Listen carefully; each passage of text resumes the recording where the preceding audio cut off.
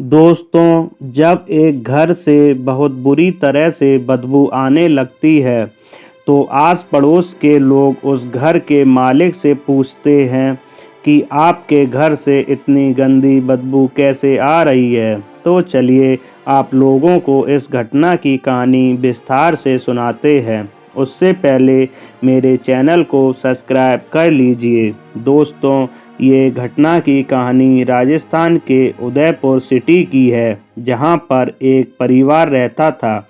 ये परिवार बहुत गरीब था। कभी कभार खाना तक नसीब नहीं होता था, भूखे ही सो जाते थे। इस परिवार में 3 लोग ही रहते थे, पति जावेद और पत्नी सफिल्या, इनका बेटा ताहिर। ये 3 लोग ही साथ रहते थे। पति जावेद कोई काम नहीं करता था, बस दोस्तों से रुपए लेकर दारू पी लेता था और घर पर पड़ा रहता था, जिस वजह से सभी दोस्तों का कर्जदार हो गया था।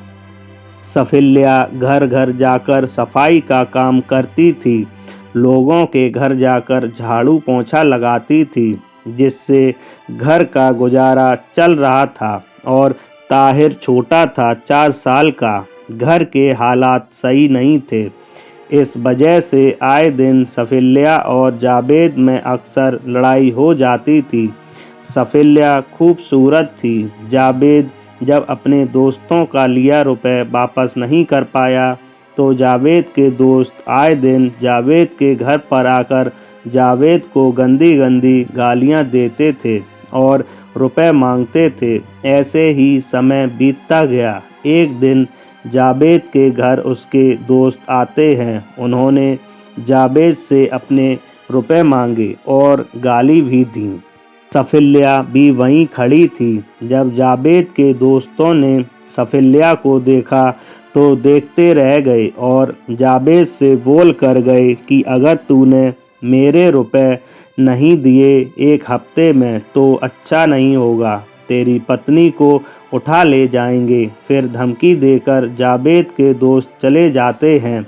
सफिल्या जावेद को समझाती है कि कुछ भी करो, दोस्तों से उधार लिया रुपए उनको वापस कर दो, पर जावेद को इन बातों से कोई फ़र्क नहीं पड़ा। जब 1 हफ्ता बीत जाता है तो जावेद के दोस्त उसके घर आते हैं और जावेद से रुपए मांगते हैं, पर जावेद कहता मेरे पास रुपए नहीं हैं, तुमको जो करना वो कर लो। इतना सुनते ही जावेद के दोस्त जावेद को बुरी तरह से मारते हैं और इतना मारते हैं कि जावेद वहीं पर बेहोश होकर गिर जाता है।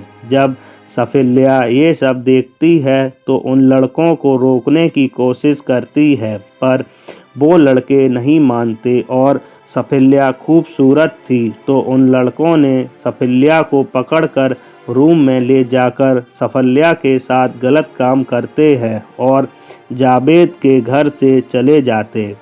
सफिल्या रोए जा रही थी। जब जावेद होश में आया तो सफिल्या बोली कि तुम्हारी वजह से आज मेरे साथ तुम्हारे दोस्तों ने ये गंदा काम किया है। अब आज के बाद मैं तुम्हारे साथ नहीं रहूँगी।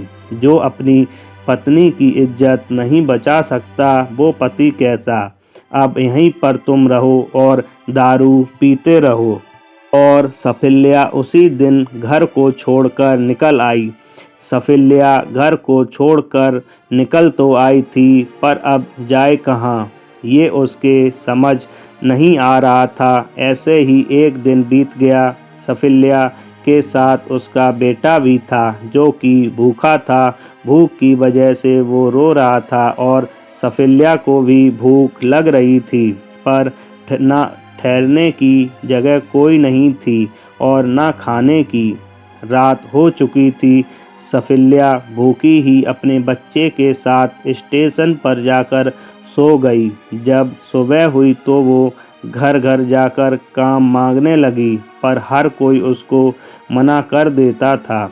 लोग बोल देते थे मेरे घर पर काम करने वाली पहले से ही है, मुझे तुम्हारी ज़रूरत नहीं है। फिर सफिल्या एक वहीं बने बजरंगबली के मंदिर के पास पहुंच जाती है और मंदिर के पुजारी को बुलाती है और पुजारी से कहती, पुजारी जी, मुझे और मेरे बच्चे को बहुत भूख लगी है। एक दिन से कुछ भी नहीं खाया, कुछ खाने को हो तो दे दो। पुजारी जी मंदिर में रखे प्रसाद को लाते हैं और सफिल्या को देते हैं। सफिल्या और सफिल्या का बेटा प्रसाद ऐसे खाते जैसे महीनों से भूखे हों। प्रसाद खाकर सफिल्या और बेटे को कुछ तसल्ली हो जाती है, भूख मिट जाती है। तब पुजारी जी सफिल्या से पूछते, बेटी तुम कौन हो और कहाँ से आई हो? तब सफिल्या सारी घटना पुजारी को सुनाती है। सफिल्या की बात सुनकर पुजारी को बहुत बुरा लगता है और पुजारी सफिल्या को बोलते हैं कि बेटी, तुम जब तक चाहो मेरे साथ मेरे घर पर रुक सकती हो। फिर सफिल्या पुजारी के साथ उसके घर चली जाती और वहीं रुक जाती है और सफिल्या पुजारी के साथ नई जिंदगी जीने लगती है। ऐसे ही जब महीने बीतने लगते हैं तो पुजारी को सफिल्या चाहने लगती और पुजारी भी सफिल्या को चाहने लगते हैं। दोनों एक दूसरे से प्यार करने लगते हैं। फिर सफिल्या घर का काम करती और पुजारी मंदिर की देखभाल करने लगते। पर कहते हैं कि सुख और दुख आते जाते रहते हैं। एक दिन सफिल्या पुजारी से कहती, मैं आपके बच्चे की माँ बनने वाली हूँ। तो ये बात सुनकर पुजारी और सफिल्या में बहुत बहस होती है और पुजारी कहता, एक बच्चा है तो पहले से इसको ही हम पाल पाएंगे, दूसरे को नहीं। पुजारी कहते, जो बच्चा पेट में है उसको तुम गिरा दो। पर सफिल्या नहीं मानी, जिस वजह से दोनों लोगों में बहुत झगड़ा हुआ। झगड़ा इतना बढ़ गया कि सफिल्या ने पुजारी के थप्पड़ मार दिया। पुजारी ने जब देखा कि सफिल्या ने थप्पड़ मारा है तो पुजारी को इतनी गुस्सा आई कि सफिल्या का गला दबा दिया और इतनी ज़ोर से दबा दिया कि सफिल्या वहीं ख़त्म हो गई। अब पुजारी जी सोच में पड़ गए कि ये तो ख़त्म हो गई है, अब क्या करना चाहिए। और सफिल्या का बेटा भी वहीं खड़े हुए रोए जा रहा था। अपनी माँ के पास बैठ जाता, कभी लेट जाता और जगाने की कोशिश करता था, पर सफिल्या कैसे उठती, वो तो ख़त्म हो चुकी थी।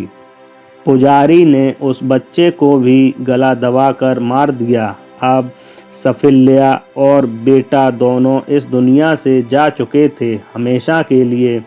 उस समय लॉकडाउन लगा हुआ था, बाहर पुलिस के सिवा और कोई नहीं रहता था।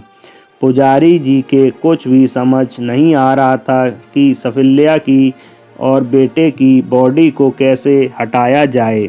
जब एक रात कट गई, सुबह हो गई तो पुजारी जी ने दोनों की बॉडी को वहीं रखे ड्रम में डाल दिया और सोचने लगे अब क्या किया जाए। पुजारी के घर के बगल में एक सीमेंट बालू की दुकान थी।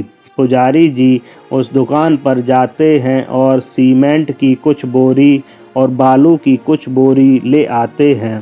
फिर सीमेंट और बालू को मिक्स करके पानी मिलाकर पूरा ड्रम भर देते हैं, जिससे सफिल्या और बेटे की डेड बॉडी पूरी तरह से ढक जाती है और पुजारी निश्चिंत होकर रहने लगता है। ऐसे ही समय बीतता जाता है, लॉकडाउन हट जाता है। पुजारी जी अपने मंदिर की पूजा में व्यस्त हो जाते हैं।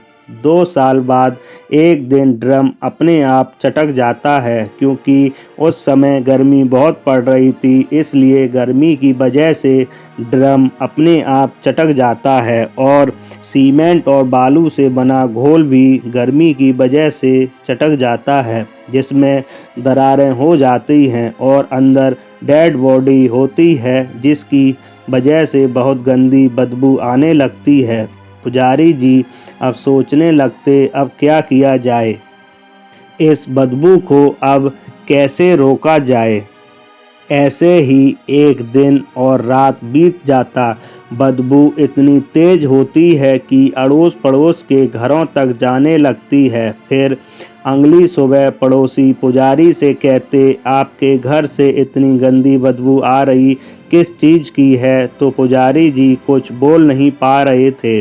तभी कुछ लोग पुजारी के घर में घुस जाते हैं और देखने लगते कि बदबू किस चीज़ की आ रही है। जब वो लोग ड्रम को देखते और ड्रम से आ रही बदबू को समझते हैं कि बदबू इसी ड्रम से आ रही है, तो उन लोगों को कुछ शक होता है। वो लोग पुलिस को फ़ोन करते और पुलिस बुला लेते हैं। पुलिस जब उस ड्रम को तोड़ती है और सीमेंट बालू से बने उस पत्थर के टुकड़े को तोड़ती है, तो उसमें सफिल्या और सफिल्या के बच्चे की डेड बॉडी निकल आती है। जिसके बाद पुलिस पुजारी से पूछताछ करती है और पुजारी सारी घटना को सबको बताते हैं और आज पुजारी जेल की सज़ा काट रहा है। दोस्तों, कभी भी किसी अनजान व्यक्ति पर भरोसा नहीं करना चाहिए और हर व्यक्ति को कोई भी कदम उठाने से पहले